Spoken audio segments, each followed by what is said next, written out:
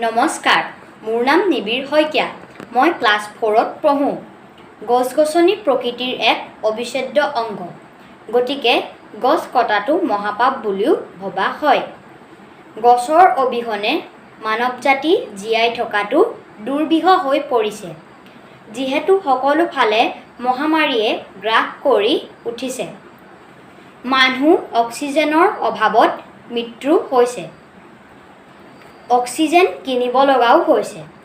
আজি 5 জুন বিশ্ব পৰিৱেশ দিৱস। এই দিৱসৰ লগত সংগতি ৰাখি মই ল'ৰাবন্ধু ডক্টৰ ভৱেন্দ্ৰনাথ শইকীয়াদেৱৰ দ্বাৰা ৰচিত এটা কবিতা আবৃত্তি কৰিবলৈ লৈছোঁ। কবিতাটোৰ নাম গছ ভাল পোৱা ককাৰখন। ভাল পালোঁ ৰঘুনাথ, তুমি মোক পুতেৰাৰ বিয়ালৈ মাতিলা।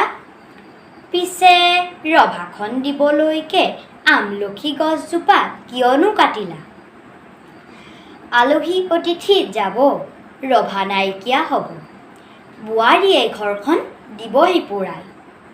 পিছে কোৱাচোন ৰঘুনাথ, আমলখি গছজোপা সহজতে পাবানে ঘূৰাই? দৰাটিক মাতাচোন, এজুলুকা আশীৰ্বাদ দিওঁ আৰু যাওঁ। গছজোপা কটাৰ বাবে লুচি, ভাজি, ৰসগোল্লা একোকে নাখাওঁ। ধন্যবাদ।